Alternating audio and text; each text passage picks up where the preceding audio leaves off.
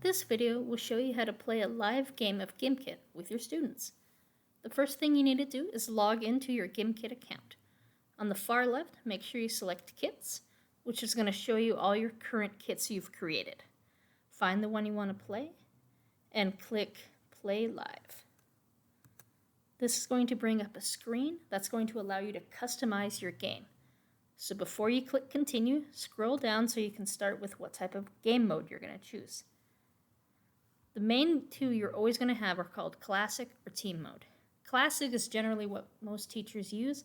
It's just where the students are competing individually. There's also an option that allows you to put the students into teams so that they work together against the other teams. They also sometimes will have a third game option, such as with this Floor is Lava mode. These are generally only available for a limited time and are a great way to mix it up with your students. I'm going to leave it at Classic and then scroll down. Then you're going to customize what the goal is. You have it based on time, which allows them to compete to see who gets the most money within the time period. It generally starts at 10 minutes, but you can say however long you want. You can do a race where students race to see who can be the first to get a certain amount of money. The third option, All In, is where all players are trying to earn as much money as they can towards the collective goal. Once that goal is reached, the game ends.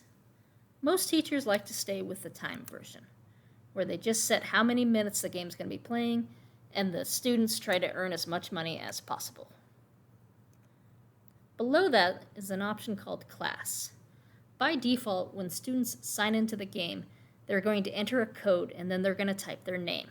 If you don't want them to have the option to type their name and you want them to select a list, you can have the option where you upload your class lists, and then from this option you'd select which period it is, and then the students would actually have to find their name. Most teachers generally don't do that, they just have the students enter their name, but it is an option. Below that is starting cash. This is how much you want them to start with. If you want them to be able to start buying upgrades right away, you can start with a little bit more money. If you want them to actually have to answer a bunch of questions right first before they can actually start upgrading, you can have it lower at $0 or $50. Below that is handicapped. I generally keep this at -50, but this just makes sure that players won't be able to go below a certain amount of cash if they keep getting the questions wrong. The next one is answer check. This allows the students to see what the correct answer is if they got it wrong. Then you have options like music, as well as clapping. Clapping is going to be at the end of the game.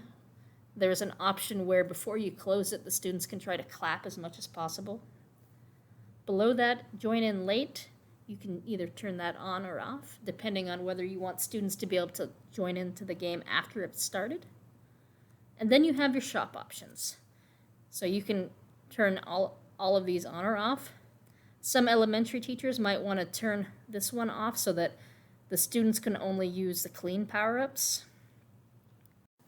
Many students, however, really do enjoy the power-ups that allow them to attack other players. This is where they have a lot of fun, so you do have the option to allow them that ability. When you're ready, you scroll back up and you click Continue.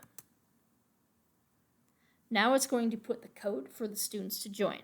They're going to need to go to gimkit.com/play and then enter this code. When they do, it's going to prompt them to enter a name, and then they will be added right here.